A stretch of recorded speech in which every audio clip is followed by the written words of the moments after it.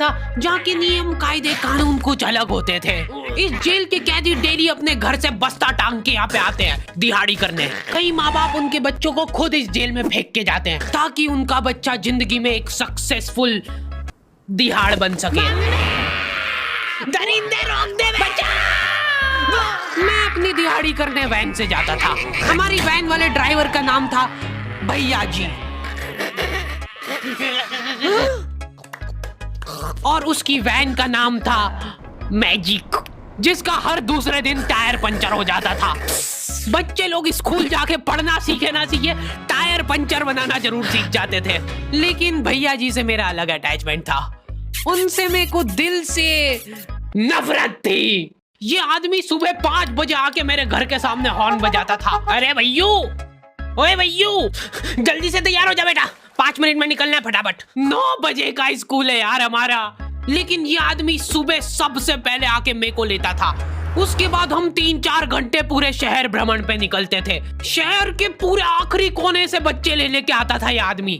जहाँ पे वैन जा भी नहीं सकती उधर कूदा कूदा के ले जाता था ये, और फिर टायर पंचर हो जाते थे।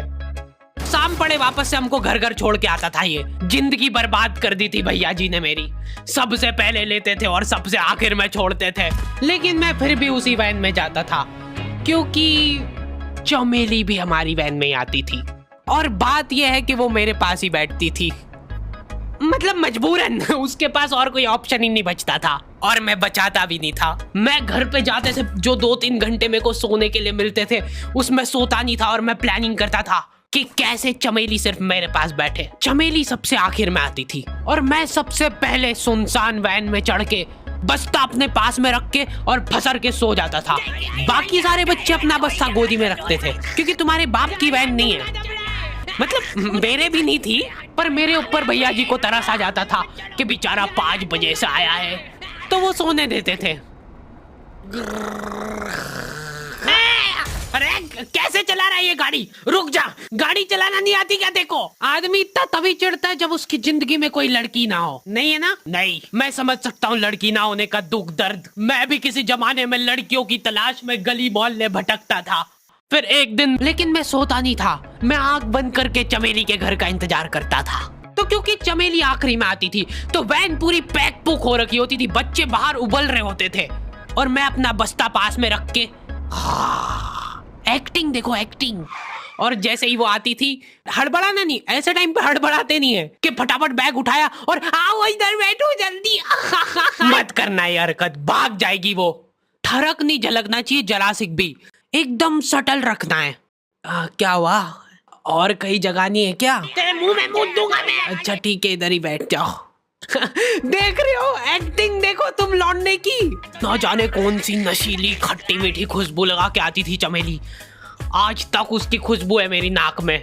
मैं वो खुशबू का पूरा मजा ले ही रहा होता हूँ, इतने में एकदम भभका बास आती है जनेका से। जैसे ही मैं बाहर जागता हूँ, मरा हुआ कुत्ता पड़ा है वहाँ पे। एक काली कार सूख करके निकली और मेरे बच्चे को मार दिया। कैसे करके निकली? शूक।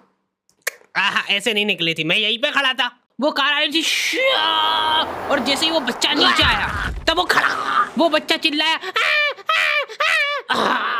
और फिर कार शूक करके भाग गई। उधर कुछ बच्चे ऑटो रिक्शा से भी आते थे स्कूल। ऐसा लगता था कि पूरे स्कूल के बच्चे इस एक ऑटो रिक्शा में ठूस ठूस के ले जाता है वो। ये ऑटो वाले और भैया जी दोस्त थे और अब ये बीच सड़क पे रेसिंग लगवा रहे हैं। इनकी गाड़ियां उबला रही है बच्चों से, फिर भी नहीं मान रहे ये लोग। नहीं जीतूंगा। स्कूल जाके वो पीछे मुलट के देख रहा है तो एक बच्चा नहीं बचा उसके ऑटो रिक्शा में। हमारे भैया जी बेचारे पीछे से उनके गिरे हुए बच्चों को उठा उठा के ला रहे थे। ये सब हरकतें करके हम लोग जैसे तैसे कैद खाना पहुंच जाते हैं। सुबह 5 बजे से निकलने के बावजूद हम लोग लेट पहुंच रहे हैं वहाँ पे पहुंच के हमने देखा कि 4 लौंडे मरे हुए पड़े हैं जिनको डॉन ने मारा है। डॉन हमारे स्कूल की इंचार्ज थी।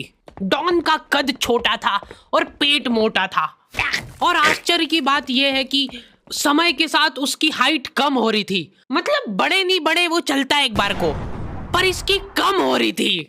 डॉन बहुत स्ट्रगल करके कार से स्कूल आती थी खड़े होके, क्योंकि बैठ जाए तो उसको सामने की सड़क नहीं दिखती थी। वो अलग बात है, खड़े होके भी पूरा नहीं दिखता था। हर रोज 2-4 कुत्ते कुचलते हुए आती थी वो। फिर मेरे को समझ आया कि रास्ते में जो कुत्ते दिखे थे वो डॉन इस कैद खाने में छत पे बैठी रहती थी स्नाइपर लेके।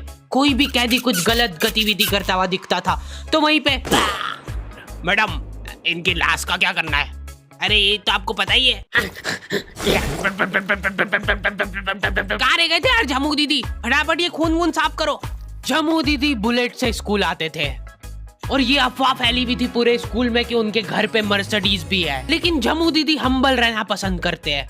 ऐसा कहा जाता था कि ये स्कूल ऑन पेपर झमू दीदी के नाम पे ही है, पर वो हम्बल रहने के लिए यहाँ पे झाड़ू पोछा लगाती है। वैसे मैडम इन्होंने करा क्या था? गैर कानूनी पेन फाइट का सट्टा खेलते थे ये लोग क्लास में। उससे मेरे को प्रॉब्लम नहीं है, मेरे को क्यों नहीं? हाँ, हमारी क्लास में पेन फाइट का सट्टा चलता था। हमारे इधर जो लौंडा पेन फाइट में जीतता था सामने वाले का पेन उसका हो जाता था। कुछ बच्चे अपना सब कुछ दांव पे लगा देते थे और कर्जे में डूब जाते थे। फिर भी वो लोग हार नहीं मानते थे और अपने दोस्त से पेन उधार लेके खेलते थे और वापस हार जाते थे। तो अब क्लास में कुछ बच्चों के पास पोटला भर के पेन पड़ा है और कुछ बच्चों के पास पेन ही नहीं है। पेन इस कैद खाने की करेंसी थी। जिसके पास जितने महंगे पेन वो उतना रईस। यहाँ पे ब्लैक में पेन इधर उधर होते थे। नॉर्मल लोगों के पास होते थे 5 रुपए वाले जीफी जेल, जो कि तुम एक पन्ने पे लिखोगे तो पीछे 10 पन्ने तक छप जाएगा। और उनसे भी गए बीते लोग होते थे जो 3 रुपए वाला यूज एंड थ्रो लेके आते थे और उससे भी उनकी अच्छी राइटिंग आ जाती थी। बहुत चिढ़ मचती थी यार मेरे को उनसे। और कुछ चुनिंदा रईस लोग होते थे जिनके पास होता था ट्राईमैक्स। हर बच्चे का सपना होता था कि उसके पास एक ट्राईमैक्स हो, साथ में आसपास 2-4 लड़कियां हो। मेरे को प्लीज मेरे को यहाँ पे ऑटोग्राफ दे दो। ये लो ट्राईमैक्स की इनके ये ट्राईमैक्स। क्या बात कर रही है? सही में एकदम रईस लोग ही अफोर्ड कर पाते थे ट्राईमैक्स। वो बाबड़े भी एक एक अक्षर लिख के रिफिल खोल के देखते थे। खाली हो रही है तो एक बार एक रईस बच्चे का ट्राईमैक्स चोरी हो गया। पूरे स्कूल में हाहू मच गई थी। वो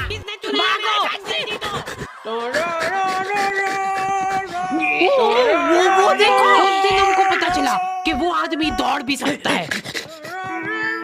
हमारे स्कूल में कुछ भी कांड हो रहा है ये आदमी सबसे पहले दौड़ के आएगा। पूरा बैग खोल चोर, और बच्चों के बैग चेक करेगा। स्कूल वालों को भी इसकी सैलरी देते वक्त सबसे ज्यादा आंख खरती है। सैलरी किस चीज की? इस आदमी की शक्ल देख के ऐसा लगता था कि ये स्पोर्ट्स की आड़ में वैन वालों के साथ मिलके बच्चों की स्मगलिंग करता है। इस महान आदमी का नाम था भूषण। इसने अपनी जांग पे टैटू करा रखा था, भू अलग जांग पे, सड़ अलग जांग पे। सर कल से खो खो खेलने के लिए कितनी बजे आना है? वो तो बैग चेक करा पहले तू। इन्होंने पूरे कैद खाने के कैदियों को लाइन से खड़ा कर दिया है। पेन हमारी क्लास के बच्चे का गुमा है और पूरे स्कूल में ढूंढ रहे हैं लोग। आखिरी में पता चलता है कि वो बच्चा घर पे भूल के आ गया था उसका पेन। सॉरी बेटा, एक फेट में मुंह देगा।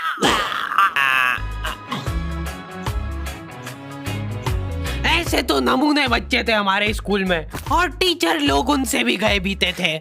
हमारे स्कूल में टीचरों को उनके नाम से कोई जानता ही नहीं है। बच्चों ने उनकी हरकतों के अनुसार टीचरों के नाम रखे हुए। हमारे इंग्लिश वाले टीचर का नाम था छोटा भीम। इससे चिड़चिड़ा आदमी मैंने आज तक नहीं देखा। छोटा भीम की हॉबी थी लड़कों को कूटना।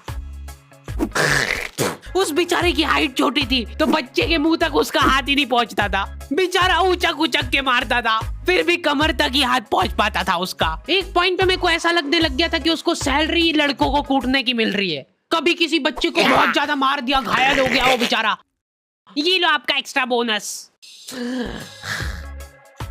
होमवर्क तुम्हारा बाप करेगा क्या? सर मेरे पापा मर गए थे। तू भी मर जा। ये लो। अरे वाह, नहीं चल रही सांस, तो नहीं चल रही है। हाँ कंफर्म मर चुका है ये। ये लो आपका प्रमोशन हो गया है। लड़कियों से उसका अलग अटैचमेंट था। कौन सा परफ्यूम लगा के आई हो? सर थोड़ा दूर रहो। अरे मैं कुछ कर थोड़ी ना। भोली सी सूरत और आंखों में ठरक लेके स्कूल आ जाता था ये daily. So this means that he will jump over it and then he started. ये आदमी इंग्लिश को इंग्लिश में ही ट्रांसलेट करके चल जाता था हमारी नंगी आंखों के सामने। इधर वॉशरूम में मौत का नंगा नाच मचा रखा था लॉन्डो ने। 4 लॉन्डे दिन भर वॉशरूम में जाके खड़े हैं, कुछ भी नहीं कर रहे वो लोग वहां जाके, उनको बस मन की शांति मिलती है वहां जाके।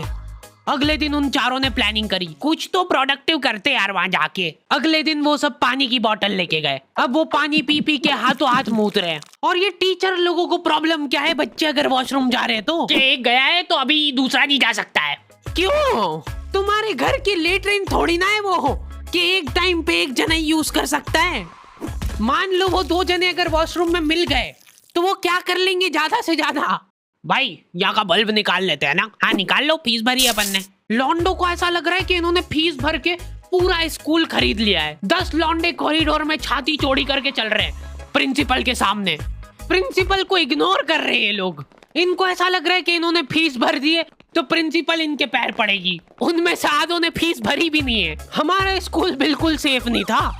हमारे वॉशरूम में चोरियां हो जाती थी यार। बल्ब चोरी करने के बाद सब लोग अंधेरे में मूत रहे एक दूसरे के जूते पे। उधर उधर कर। उसके बाद पूरे वॉशरूम में कुछ दिख नहीं रहा है चोरी करने का। तो ये लोग हाँ नल उखाड़ के ले गए। नल कौन ले जाता है? कभी वो मछली वाले साबुन चोरी हो जाते थे, कभी ये फिनाइल की सफेद गोली को माउथ फ्रेशनर समझ के खा जाते थे। भाई इसको चबा मत, इसको चूस, ज्यादा देर तक चलेगी ऐसे। ठंडक हो रही भाई, ठंडक।